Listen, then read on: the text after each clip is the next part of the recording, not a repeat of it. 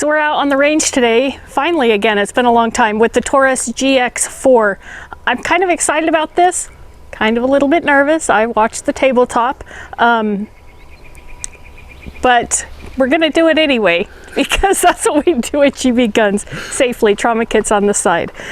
We've gone with the larger of the two back straps that this came with. Off camera we tested fitment, and this actually helped me and obviously helped Graham. So let's get to it. I've got my 5 rounds here. They target about 20 yards down, as always. Reduced size torso. The ABC zone size torso. Yes. Steel.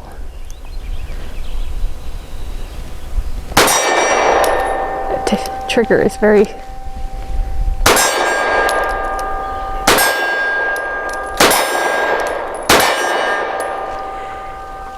stiff trigger. Let's see what Graham thinks.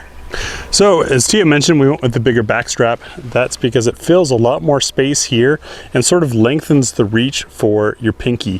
What we found is even with the pinky rest mag, because we did order and they did arrive just in time, even though we never got confirmation from the website, the pinky rest mag and the 13 rounder. With a 13 rounder, I can get 3 fingers on the gun. With the pinky rest, I can get half a pinky on until I shoot, then it's gone. We'll be doing these initial impressions with the mags that you get when you buy the gun, to be fair. But anyways, with that larger back strap there, the reach for your pinky is longer, and that kind of shortens your pinky effectively, making it much easier to grab onto that. Using Federal 115 grain bulk ammo for these first thoughts, we did shoot 20 rounds off camera just because we wanted to check some things, take a look at the brass, since we had some concerns from the tabletop.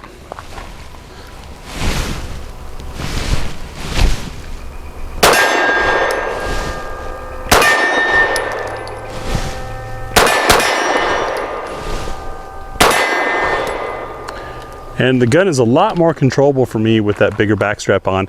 I know a lot of folks ignore this or don't pay any attention to it. Really try it, especially if it's something you're going to be carrying. It can make a big difference. I could not shoot that rapidly with this gun just a minute ago with the smaller backstrap on. So what are we going to go over? Well, first off, we want to address that issue pointed out in the tabletop with the really lightly supported chamber. The least I've seen out of well over 200 guns that I've done that exact same fitment test with. So we've got some brass we want to show you. Then we're going to do our what's for dinner test, of course, to show you what it feeds and cycles, and also give any commentary as to how that particular ammo feels in this gun. We've got the spinner target for our friendly competition, as Tia sees it.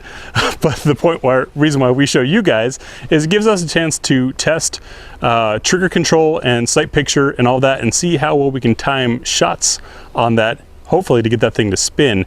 Then we've got, of course, our 5 shots from 7 yards as always for some accuracy, and at the end of all that we'll give you our thoughts on it. If you want to skip around in a certain spot, check down on the little red bar or in the video description for timestamps. It'll jump you right to that chapter.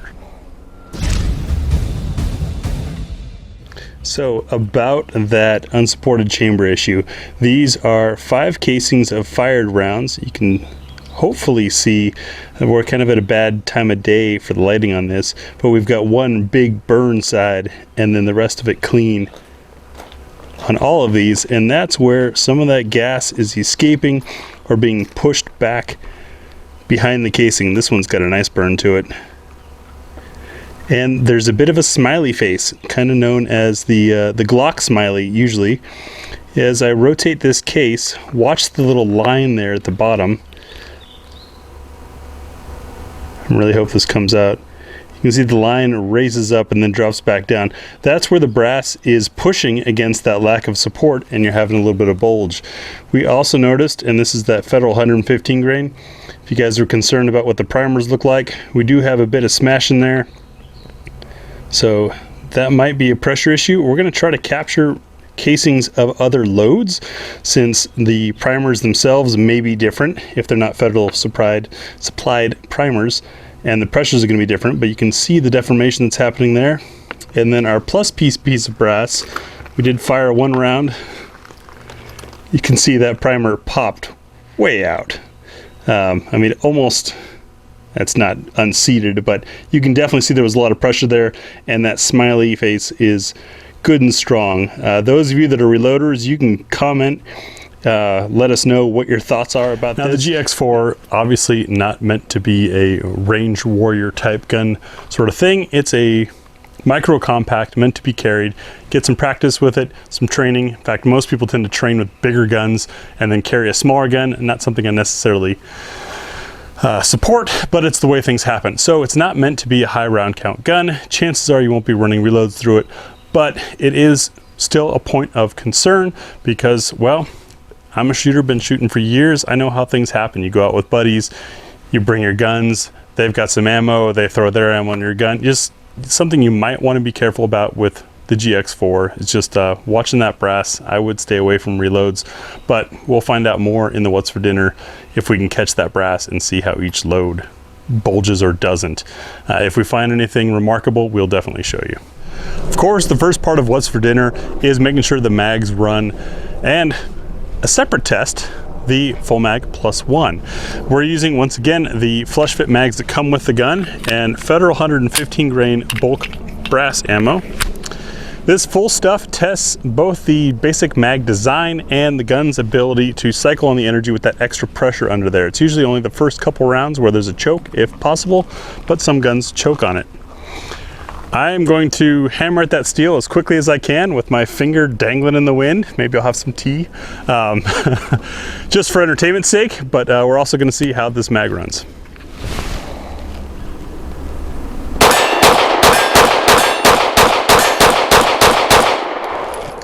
Missed just about every one of those. Probably my worst run of that ever. That's what happens with the short sight radius. But the good news is the gun ran without issue, even locked open empty.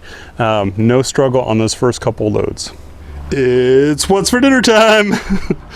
Our trademark test, often copied, never duplicated. And folks, when you see the copies out there, just remind them where this came from. Anyways, in this test, we run 10 different loads, including normal brass, nickel-plated brass, steel case, aluminum case, full metal jackets, hollow points, truncated rounds, all kinds of different loads, because as you'll notice here, they all have a different shape, a different overall length, and that affects how well they feed and cycle in a gun. They each also generate their own type of recoil impulse, be that what the peak pressure is, how long that pressure lasts, etc. We do just 3 rounds because we're just wanting to see, does this ammo work with the gun? That means, does it feed from slide lock? Is there enough energy generated to cycle and feed a second round of the same type? And will lock open on an empty magazine using that same energy? The third round is there just to reduce variables. Let's get to it. Okay. First course in What's for Dinner is the Winchester 90 grain full metal jacket with a, these are lead free with a zinc core. How clean are they? They're super clean. And I'll go for circle number 1.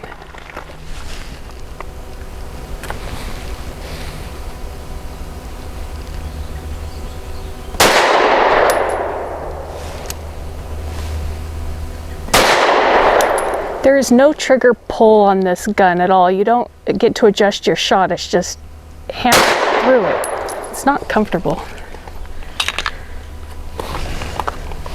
The camera will focus. We can see that's pretty nice. And our second course is Hornady's American Gunner in 115 grain.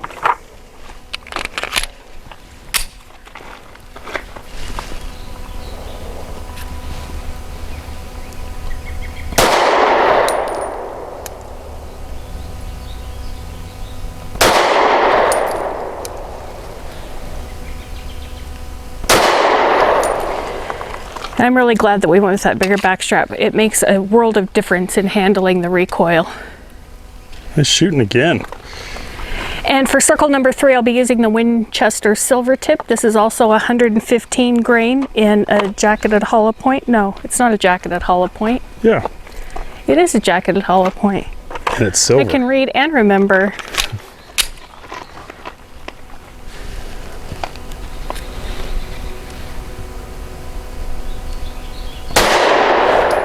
Whew.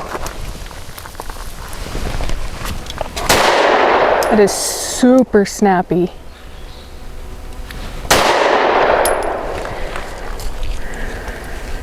Wouldn't be my choice for a defensive ammo. You shot well with it. They're all to the left if you notice. It's the small gun Laser, squeeze. aluminum, 115 grain. I might have to renegotiate my contract. Circle number 4.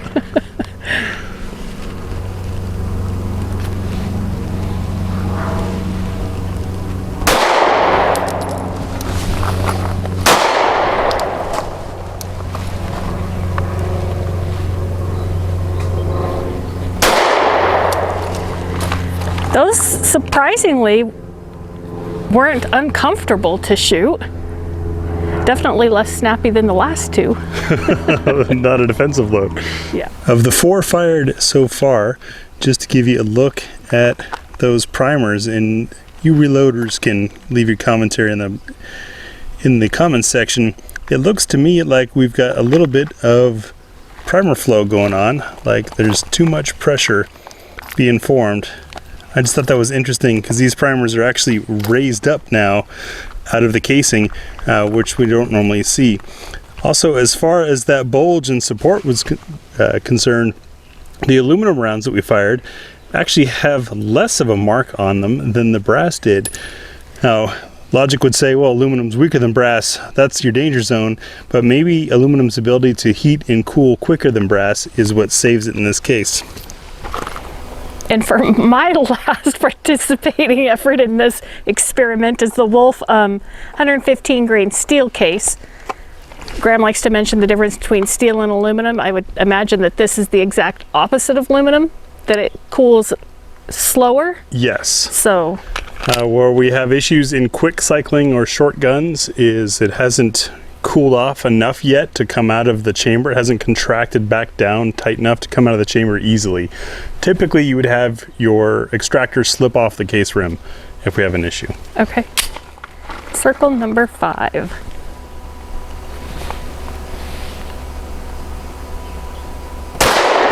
Ooh.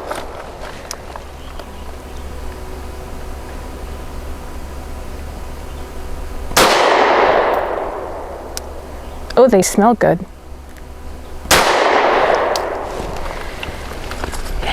After that initial one, it wasn't so bad.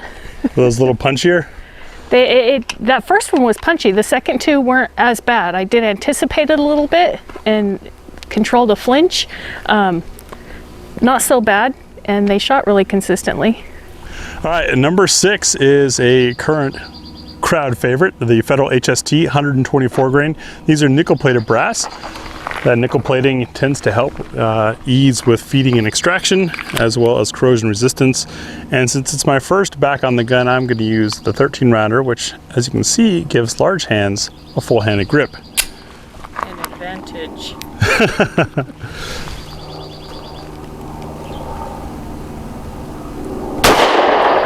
Yeah, that trigger, it's just a wall, and you're not sure, you just keep applying pressure, keep applying pressure.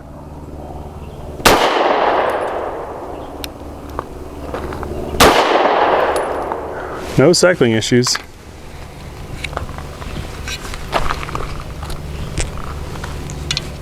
All right, I'm warmed up, so I'm back to a flush mag plate. This is Norma Hexagon 124 grain. This is a hollow point of sorts, but it's a nice long pointy bullet, as you saw in the intro to this segment, to aid with feeding for target number 7. Pinky dangling.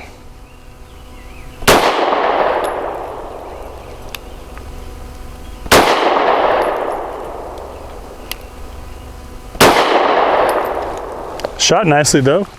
Lock the slide back. Target number 8, Federal's segmented jacketed hollow point and Syntec, and it's blue because all the things. 138 grain, starting to get into the heavy for caliber or heavier end of things.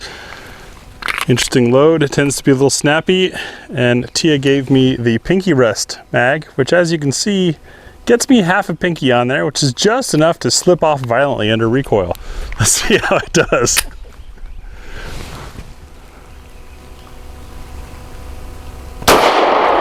Oh, that's spicy. And it certainly throws my pinky right off that rest.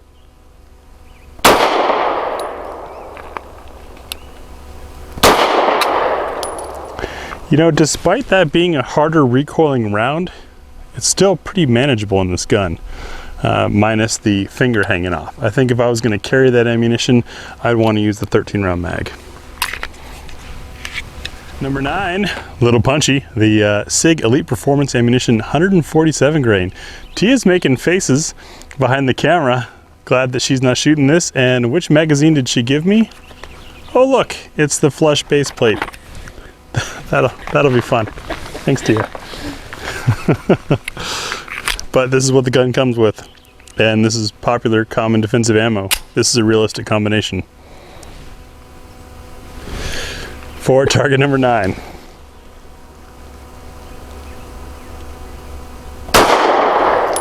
Yeah, that's got some punch to it. Oh, and we did not go fully into battery. If you can see there, it's just hanging back a little bit. Kind of thudded it in. These are nickel plated brass, so they should be feeding and extracting easier than regular.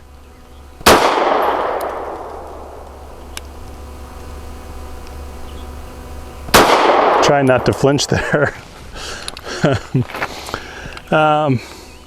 The gun's getting pretty dirty, but it's not like we have hundreds of rounds through it.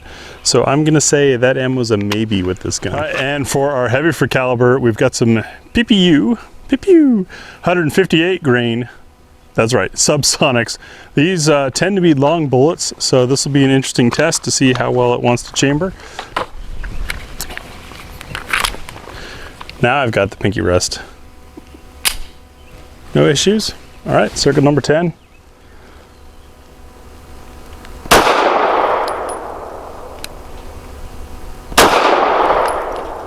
Shoots a little snappier. I'm actually feeling the recoil in the trigger. But no cycling issues. Stuff always smells good. Sorry about the wobbly camera there. So here's 4 of the 5 ammo types we just shot. Couldn't catch the 5th one. It's really tough, folks, to work the camera and watch the brass fly and then pick up the brass out of a public range that's got brass everywhere. But we found the hot ones that match the brands 9 out of 10 times. Not bad. Anyways, reloaders, please comment on what you're seeing here with these primers. I've been told that's something that you'd usually see when it's a real hot load or it's too much pressure for the chamber. Dropping these away, this is the 158 grain PPU, and that smiley face is more than just a smiley face on this piece of brass. It's an actual indentation on there. So this is what I was concerned about and talking about in the tabletop video. I'd love to hear from those of you that reload if this is a piece of brass that you find safe to reload or not, or what your thoughts are on this. Next, we're going to go to the spinner and see how controllable this little gun is for timed shots. It's the spinner time. So what you're seeing behind Tia out there at about, or maybe 12 yards away, is the Titan Great Outdoors 6-inch spinner target. And what's fun with this is obviously you hit it and it spins. We try to see if we can knock it over the top, which requires timing your shots. You got to hit the spinner while it's swinging away from you to add to its momentum, because if you hit it when it's swinging towards you, you subtract that momentum and moot point, done. Where this is valuable for us is it forces some kind of rush shots that need to be precise. Not an easy target to hit at this distance. Then you add movement and timing and it becomes a stress thing. It also forces us to really focus on these sights and get a feel for the sight system as well as the trigger's predictability. So this time T and I are each going to take 10 shots on it, trying to get that spinner over the top, but in reality we're also learning this gun as it could be applied theoretically for timed stressed shots at a small target. And I'm going first, and I've given myself those 2 extra shots that I've needed in the past.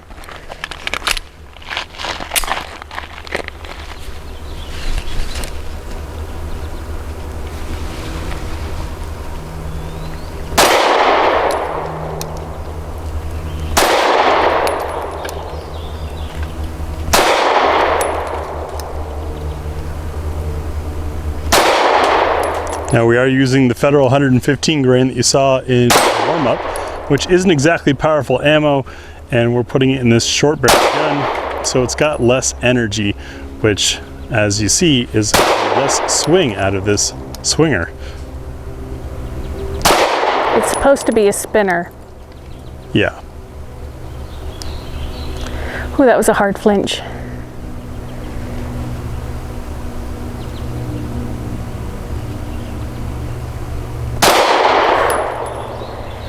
Did I give myself enough? Oh! Oh. I needed one more! Just one more! I'll take it. So, speaking of hard flinch and catching it, how did that trigger work out for you, Tia? In this kind of a more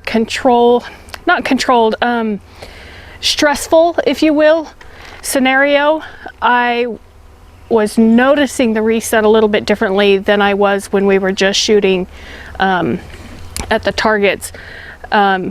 Still a little bit harder to pull or press, if you will, but I think the adrenaline made it easier, which in a defensive situation kind of makes me a little bit leery where this trigger is concerned.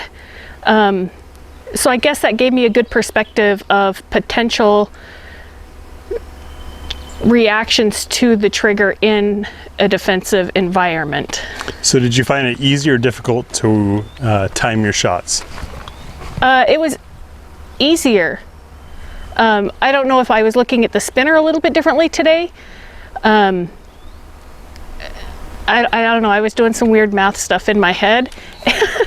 And how about the sights? The sights are very typical. I would prefer them to be a little bit brighter for my preference, but they're absolutely usable if you know how to do that, perfect sight picture, which I've had training on, and I've trained beyond that in trying to keep that always at my foresight, if you will. All right, and now for my 10. Now I am using the 13 rounder because it's effectively a pinky rest for me. This is this is how I would carry this gun were I to carry it. I want to have a full hand grip on it.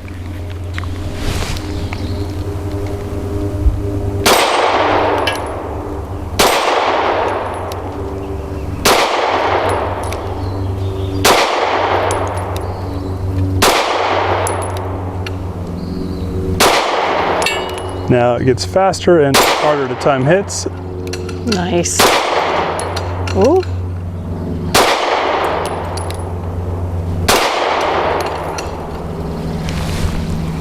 That Well worked. done. Man, really feel the recoil on the trigger finger. Maybe I'm getting pinched at the bottom.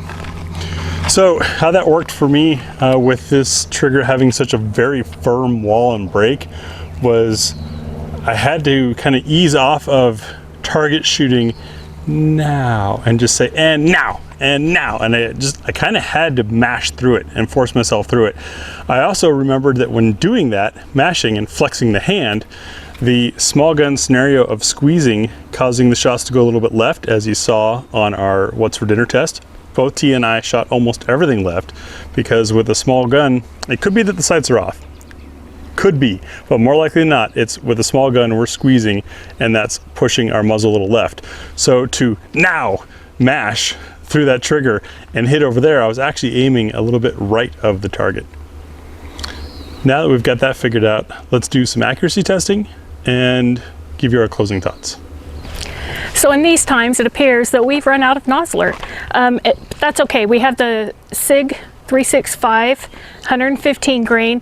This is ammunition that's actually meant for this type of a gun in a defensive ammo. Accuracy from about 7 yards, 5 shots. I'll be shooting at the left circle square. I don't know why I thought we were shooting the big ones.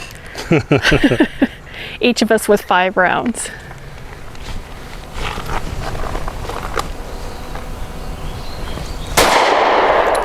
Oh, this stuff is punchy. And I did not go into battery. Oh, go ahead and give it a smack on the back of the slide. Oh, it's no. let me get the camera over there. This is worse than what happened to me before. No. Reach overhand with your left arm, like. Oh, we've got it locked up. There it went. All right, continue. Maybe that stuff's too hot for this gun.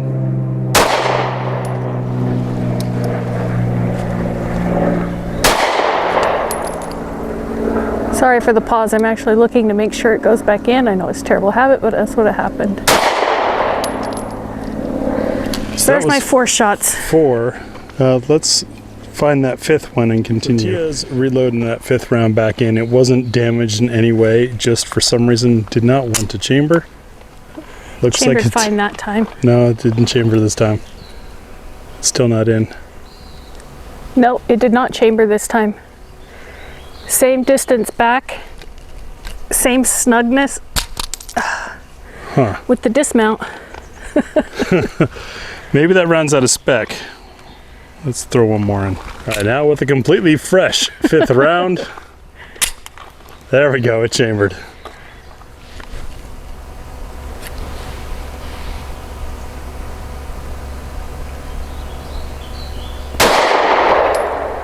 Little redemption there. All right, my 5 rounds of the SIG 365 ammo. Kind of funny in a way, you know, considering the 365 is what kickstarted the whole trend towards these guns, that the 365 ammo didn't want to cooperate for Tia. Like it's saying, no, that's not a SIG. But, or maybe it's just not as in spec as we thought. Anyways, it is 115 grain ball, and I'll be shooting at the right circle square for my 5 shots.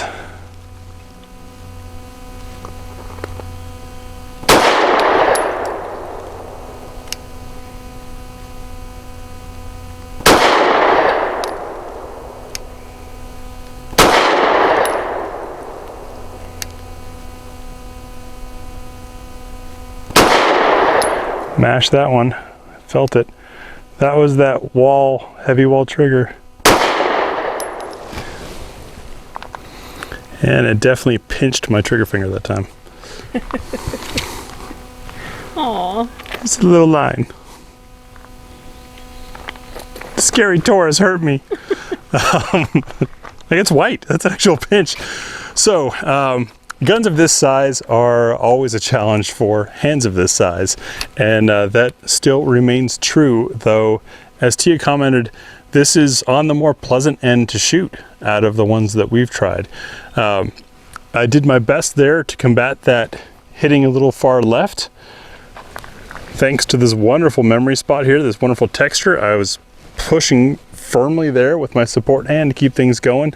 Still ended up going a little left, so might be the sights, though they look centered. Anyways, the gun overall is quite shootable. It's rather comfortable to shoot for its size. It's giving you a decent amount of firepower in a small size. I mean, with this mag in here, you're talking 13 rounds plus 1, 14. I'm not a fan of 3-inch barreled guns. I carried one for a while. I moved away from it because of ballistics, that and sight radius. If that's not a concern of yours, or you're running ammo that is designed to make up for that, that's where your plus P could come in, or there's a lot of great non-plus P subcompact, microcompact ammo out there, then it's fine. Manufacturing wise, this, aside from the scratch out of the box that many of you saw on the community page, I was like, yep, thanks Taurus. Couldn't quite make a pretty gun. Aside from that, it doesn't feel like a budget gun. It doesn't shoot like a budget gun. Very well made. I like the texture. I like the shape. That heavy wall trigger is something that you've got to get used to. It can be appropriate. It's certainly not meant to be a target trigger by any measure, which we saw the effects of. Kind of wondering when it's going to go, and then it goes, or you have to rush through it, which causes a risk to squeeze, to flex on the gun, or to mash down. We didn't have any downward mashing aside from mine, but yeah, overall, I gotta say, good job, Taurus. Taurus has been working hard to change things, and I think this is a sign of that progress. Yeah, I'm really curious to see what you reloaders and ammo geeks say down in the comments about those smileys, and your thoughts about it with this gun. I've seen a lot of people say, it's a carry gun, it doesn't matter, I'm only going to shoot carry ammo through it once in a while, and those aren't reloads. I agree with that philosophy. I just hope that remains the practice. So overall, I'm impressed with the Taurus GX4. Aside from that, the chamber seating issue being somewhat of a precaution, I would choose this as a carry gun. The trigger scares me a little bit, but it gives me enough opportunity to fix a flinch, whereas there have been times with my normal carry gun that I've pulled it out to do a quick let's see how well I'm maintaining my skills with what I carry, that it surprised me. So I do appreciate that about this trigger, although it does make, you know, friendly competition on the range, accuracy stuff more challenging. What I noticed while Graham was talking right there after the spinner about us pulling to the left, we did that consistently, but also I noticed on the target as we moved through our series of 5 rounds, we each came a little bit more to the right. So what that tells me is that we were getting more comfortable with the gun and the way that it shot and our ability to handle that recoil. So with time and practice, this would be a perfect carry gun for someone on, you know, a more restrictive budget. The stippling is real nice. The memory points are really nice. The fit for me is perfect. And compared to some other subcompacts of this size, pretty pleasant to shoot. I'm impressed.